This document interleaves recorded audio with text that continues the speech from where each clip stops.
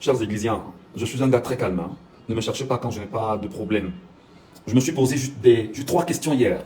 Eh ben, tout le monde est sorti là sur moi. Tout le monde sort m'engueuler. Tout le monde sort me chercher. Je dis, mais est-ce que vous savez que c'est à Michel Ngachou que vous parlez? Est-ce que vous savez que vous adressez à Michel Ngachou? Est-ce que vous le savez? Qui ne vous dérange pas, qui s'assume, qui est fier de lui. Je ne suis pas parfait, c'est vrai, mais les gars, faites attention. Je vais vous expliquer d'autres petites choses, si vous pouvez l'intégrer, chers Églisiens. Il y a un peu plus de 3 ans, lorsque nous étions tous heureux de voir le nouveau président de la Fédération camerounaise de football, moi, je faisais partie de ceux-là qui sautaient de joie à la maison, de voir un nouveau président à la tête de la Fédération camerounaise de football, au nom bien sûr de Samuel Eto'o. J'étais très heureux, très heureux.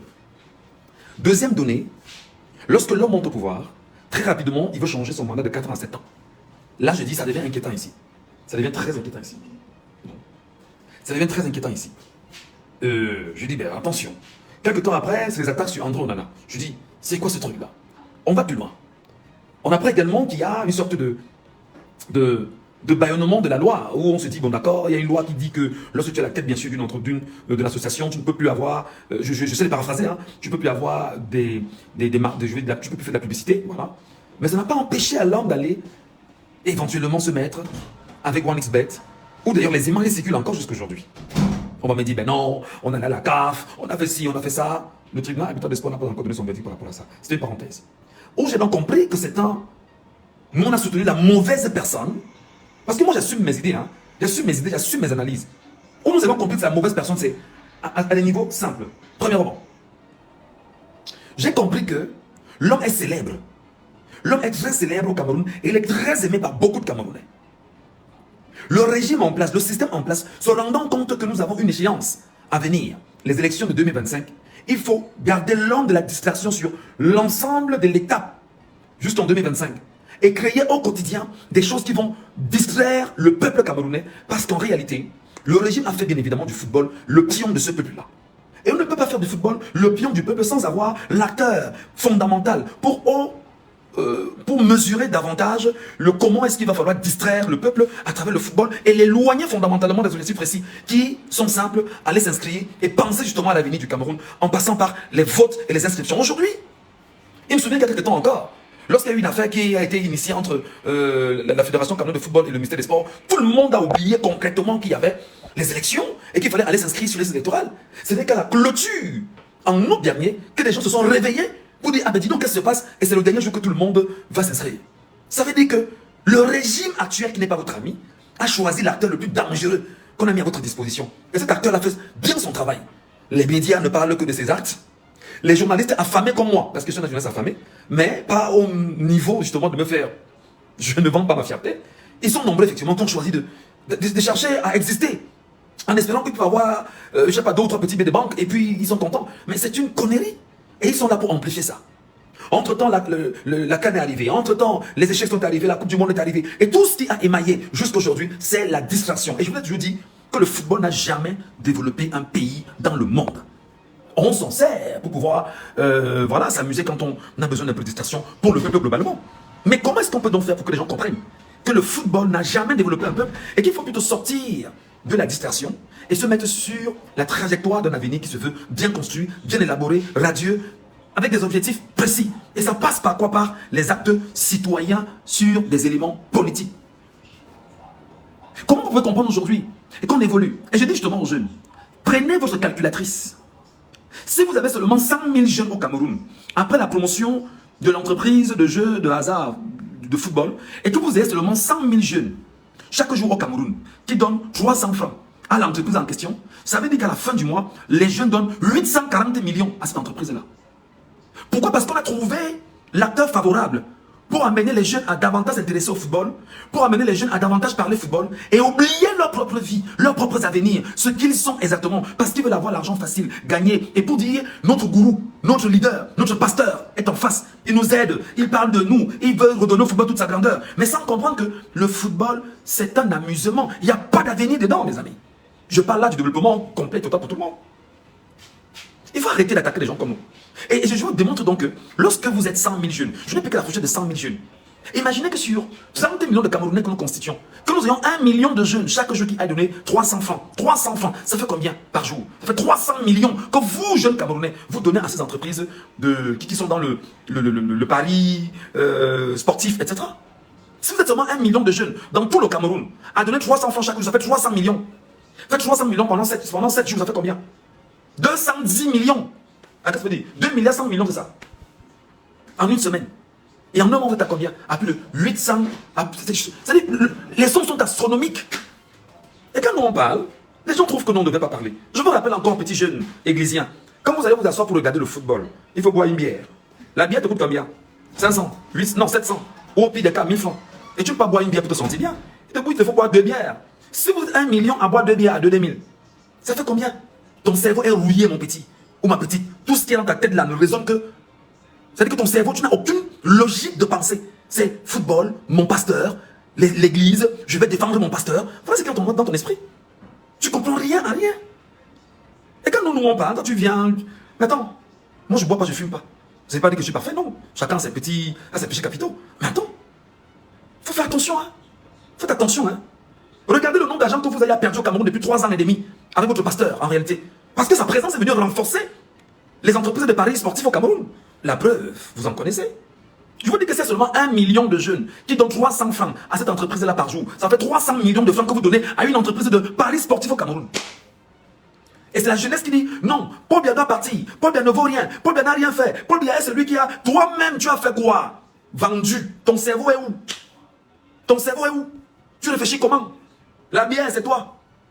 L'argent que tu peux gagner, c'est tu pars chercher, tu sauves l'argent de hasard. C'est toi. Voilà ce qui t'intéresse en fait. Et tu estimes que non, on ne doit pas parler. Tu es malade là. Ça ne va pas. Non, on va seulement parler. Et on va seulement t'éduquer. Incapable de dire où se situe le bureau d'inscription dans mon arrondissement. Je vais chercher ma carte de lecteur. Ou tout au moins mon récépissé. Parce qu'en octobre, je vais aller choisir le président qui va me permettre d'avoir un avenir radieux, meilleur que ce que j'ai aujourd'hui. Inconscient. Et c'est le même qui cherche à Boza. Comme si en Bozaïa, le pays doit se construire tout seul. C'est ça? Vous vous attaquez Maki même finalement. À Michel Gacho. Dites au pasteur que je suis un gars très posé. J'ai posé mes questions. Et si j'ai posé mes questions et la meute se lève contre moi, la meute, je ne suis pas un gars tendre. Je ne suis pas un gars tendre. Je ne suis pas un gars à comprendre. Non. Je suis un gars intègre, debout, sur mes deux pieds. Vous pouvez créer, oh vraiment, tu es Depso, tu es ceci. Gars, créez tout ce que vous voulez. Mais vous allez vous rendre compte que moi, je ne fléchis pas comme ça, moi. Regardez comment une jeunesse est moribonde qui parle football à longueur de journée. Demande-leur à quel est le dernier livre que tu as lu, toi, églésien. Le dernier livre que tu as lu s'appelle comment? Quelle est la dernière formation que tu as faite entre-temps? Quelle est, je veux dire, la dernière conférence à laquelle tu as pris part? Quelle est la rencontre avec les acteurs d'un secteur bien précis que tu allais rencontrer parce que tu vas apprendre, parce que tu veux grandir, parce que tu veux te démarquer? Tu l'as fait quand? À quel moment? Tu l'as fait où? Tu as lu quel livre? En quoi est-ce que tu t'es instruit? Est-ce que tu es capable aujourd'hui de parler justement de ton pays? Est-ce que tu connais l'histoire de ton pays, églésien? Tu connais l'histoire de ton pays? L'histoire politique de ton pays? Et quand on parle, tu dis vraiment, Michel Gachoula, c'est qui? Mais non, mon petit, fais attention. Fais attention, mon petit. Alors nous, on est dans deux choses. D'abord vous informer, deux vous éduquer. Et tu vas te rendre compte que ce que je t'ai dit aujourd'hui, c'est d'abord t'éduquer. Et t'informer également de ce que tu ne sembles pas comprendre. Même si tu es dans l'orgueil, ah, tu nous apprends quoi, tu nous dis quoi. Tu sais profondément que ce que je t'ai dit est une vérité. Tu es stupide en fait. Tu es un mouton de paluche en fait. C'est-à-dire que tu es dans une logique où des gens t'ont rassemblé dans une sorte de bulle et on vous traîne. Vous suivez, vous êtes des suiveurs. Aucun moment pour réfléchir en fait. Tu sais que ce que je te dis est vrai. Moi, ce qui m'a choqué en fait aujourd'hui, je vous le dis très honnêtement, c'est que j'ai vu des mamans venir m'insulter. Des mamans. Et comment je ne m'attaque pas aux femmes? Je m'attaque pas aux mamans, je ne m'attaque pas aux femmes parce que les femmes, elles portent la vie, elles sont nos vies. Donc nos femmes, nos sœurs, nos petites sœurs, nos grandes sœurs, je les aime tellement que je ne réponds pas aux femmes. Je me suis dit, je vais répondre à la meute des églisiens. Et moi, j'ai le temps pour ça. Hein. J'ai le temps. Hein. J'ai le temps. Je travaille, je prends 1 minute, je vous réponds. Je travaille, je prends 1 minute, je vous réponds. Je travaille, je prends 1 minute, je vous réponds. C'est ma page Facebook. Je peux y mettre 700 commentaires de la journée. Ça m'engage, moi. Oh, Michel Gachoula, ne parlez plus de Samuel Eto'o, ne parlez plus de football, parlez politique, parlez des soirées de gala. Vous décidez ce qu'elle veut dire. Vous décidez ce qu'elle veut mettre ici comme contenu. Une bande de soif. Réfléchissez, hein. Allez regarder votre histoire, allez lire des livres. Allez faire des conférences. Allez justement chercher le meilleur pour votre avenir. Le football n'a jamais développé un pays dans le monde. Sinon, le Brésil serait le pays le plus développé dans le monde. Incroyable. Alors, vous convenez donc avec moi que c'est une bande de feignants. Vous convenez avec moi que c'est une bande de décervelés. Vous convenez avec moi que les Églisiens, c'est des gars qui n'ont rien dans le cerveau. Je suis en train de leur montrer le chemin. Ils regardent le doigt. Waouh, les Églisiens. Waouh, qui vous a mis dans le football? Ouais, les enfants de ce pays. Je vous démontre que 1 million de joueurs de paris sportifs chaque mois, ça fait perdre à l'État du Cameroun près de 10 milliards de francs CFA. Faites fois un an. Ça fait combien d'argent que vous perdez? Regardez-moi des gens. Ah ben non, on joue avec ton argent, vous jouez avec ma pierre, vous jouez avec mon or. C'est ça. Et vous pensez qu'il n'y a pas d'impact social sur vous? Vous pensez qu'il n'y a pas d'impact dans vos propres familles? Vous pensez qu'il n'y a pas d'impact dans vos propres vies? Vous pensez qu'il n'y a pas d'impact au niveau national? Vous pensez qu'il n'y a pas d'impact sur l'économie nationale? Voilà donc les Églisiens qui font fuir des capitaux par mois du Cameroun et qui vont à l'extérieur du Cameroun. Et ils sont heureux. Et ils sont très, très, très, très heureux. C'est ça votre truc là, les gars. Je vous ai dit, moi je suis avec vous. Moi j'ai le cardio. Moi j'ai le cardio. Moi je connais encaisser. Mais il faut aussi savoir encaisser quand je vous envoie ça. Vous êtes ici. Vous avez des frères qui meurent dans le nozo. On ne vous entend pas. Il est mort dans le nozo. Non, je ne parle pas de ça. Je parle de ça que je suis qui? Fainéant chronique. Tu ne parles pas de ça que tu es qui par rapport à quoi? C'est pas ton frère qui est mort dans le nozo. Boko Haram tue des gens dans l'extrême nord. Ça t'intéresse ça? Tu en sais quelque chose de ce que Boko Haram fait aux gens dans l'extrême nord? On détourne l'argent sous tes yeux au quotidien. Non, je ne parle pas. Vraiment, si je parle, on va mettre... Et puis quoi? Non, c'est nous là. C'est lorsque nous on te dit que mon ami, tu es sur la mauvaise voie que tu viens d'attaquer. Esclave. Mais tu n'es qu'un esclave, toi. Bah ouais, tu n'es qu'un esclave. Je vois des gens qui viennent me dire, ben non, ben tu es incohérent. Incohérent? Oui, ok, d'accord. Je vous prends encore, comme j'aime à le faire, la citation de Thomas Sankara. Écoute-moi, mon petit, ne zappe pas ça, n'arrête pas. Écoute-moi, laisse-moi te parler. Pauvre Élysien, pauvre moralement, pauvre psychologiquement, pauvre intellectuellement, pauvre physiquement, pauvre économiquement, pauvre en tout, pauvre partout, en tout pour tout. Parce que tu t'es fait, tu n'es qu'un suiveur d'une connerie qui n'apporte rien de plus à ta propre vie. L'esclave que tu es, qui n'est pas capable d'assumer sa révolte, ne mérite pas que l'on s'apitoie sur son sort. Pauvre esclave d'Églysien. L'esclave que tu es n'est pas capable. L'esclave qui n'est pas capable d'assumer sa révolte ne mérite pas que l'on s'apitoie sur son sort. Ça veut dire quoi en français facile? Pauvre con. Écoute-moi très bien. Et il y a votre flemma de Armand Nota qui m'a demandé l'autre jour si elle peut faire un commentaire sans insulter. Je dis, ça fait partie justement du modus operandi pour que le message passe. Je vais bien sûr l'utiliser. L'esclave que tu es incapable de comprendre que lorsque tu te mets dans le football, mon frère, lorsque tu prends ton argent, tu mets dans le football. Tu cotises l'argent dans les poches de quelqu'un que tu ne connais pas. Et s'il te plaît, cherche bien qui sont ceux qui sont derrière des entreprises importées de paris sportifs au Cameroun. Tu verras que ce ne sont pas des entreprises camerounaises. Lorsque vous cotisez de l'argent, petit pauvre con, on ramasse l'argent, on sort avec l'argent du Cameroun. Et tu pleures, tu dis, il n'y a pas l'argent au pays, ça ne va pas, c'est dur, on souffre. Parce que toi, le petit pauvre esclave, incapable de comprendre ta situation, tu préfères prendre l'argent, le petit peu qui peut te permettre d'engager un petit projet, de gagner, de voir comment tu peux le multiplier, tu peux le jeter dans les jeux de hasard. Parce que tu espères avoir le tchaka, le kumbi, le zimzim. Je reprends les mots de Stanley No. Voilà ce qui t'intéresse, petit esclave. Tu n'es qu'un esclave parce que tu cotises pour l'étranger, mon petit.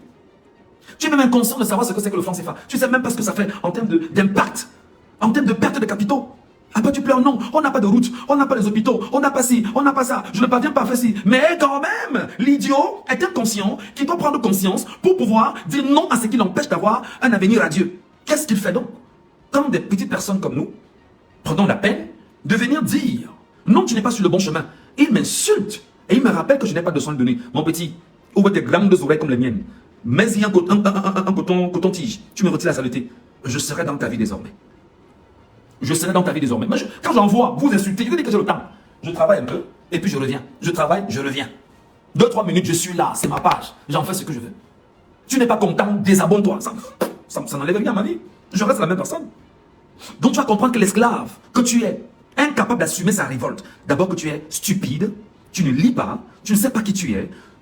C'est-à-dire que le connard que tu es, tu te réveilles le matin sur un lit que tu n'as même pas, dont le bois, peut-être le bois ne vient peut-être même pas du Cameroun, ou bien un lit où je sais pas, peut-être tu dors dans une chambrette, à même le sol, et tu veux parler quand les gens parlent pour dire qu'il faut changer les choses. Tu n'es qu'un esclave. Tu n'es qu'un esclave, incapable d'assumer sa révolte. Alors tu ne mérites pas que l'on s'apitoie sur ton sort. Parce que le pire est à venir. Samuel et ton fils avaient dit ici en 2018, oh petit, tends tes oreilles. Oui, Je vais voter pour mon père président, voter pour le père président, machin. Voilà comment on se sert d'une gloire du football pour que tous ceux qui sont ces suiveurs stupides comme toi, que tu prennes la peine et du plaisir justement à dire « Oh ben non, le grand frère a dit, je vais faire comme lui. » Mais c'est ça justement être un mouton de Panurge en réalité. Tu n'as rien compris frère, tu n'es qu'un esclave en réalité. Parce que là c'est des mecs qui roulent sur des milliards, qui roulent sur des centaines de millions, qui ont des vies cousues et cousues. Mais toi tu es là affamé, ce sont des 300 francs que tu vas cotiser chaque jour pour espérer gagner 27 000, 10 000, 5 000. Voilà ta vie. Pauvre Églisien. Oh Seigneur, qu'est-ce qu'on fait de ce peuple? Mon peuple périt faute de connaissance.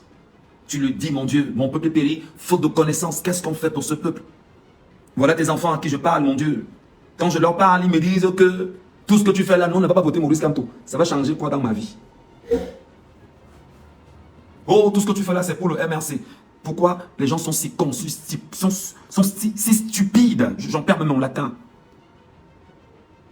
Donc c'est Maurice Kamto qui m'envoie vous parler. Vraiment, franchement. Wow, le Cameroun. Les Églisiens, je vous dis que vous et moi, on va se jouer. Moi j'ai le temps. J'ai le temps. Donc voilà des gens qui sont incapables de raisonner, de partir sur ce que tu viens de lui renvoyer comme balle de réflexion. Et de se dire, mais dans ce que Michel Ngatou vient de me dire, qu'est-ce qu'il y a de bien? Quelles sont les limites à un discours qu'il a porté sur la place publique? Comment je peux aller plus loin dans la réflexion? Et qu'est-ce que je peux apporter comme idée, je ne vais pas dire suprémacisme, mais plus grande à ce qu'il a évoqué? Et c'est ça justement le drame. C'est ça justement la peine. C'est ça justement ma petite douleur. Regardez comment il raisonne. Oh ben non, voilà, non, on ne va pas voter Maurice Kamto. Je ne comprends pas. Donc on vous éduque pour votre avenir. Je vous éduque pour votre avenir sur un aspect du football. Oh ben non, tu as attaqué notre neuf. Non, on va voter Maurice Kamto. Ne votez pas, ne votez pas. Vous êtes combien? Vous êtes combien? D'abord, je vous ai dit que si le neuf vous dit là que, en entendant que bon les gars, allez voter pour mon champion, le président Paul Biya. Vous avez les cartes de lecteur. Vous avez les cartes de lecteur. Le 9 vous a dit un jour que allez vous inscrire sur une liste électorale.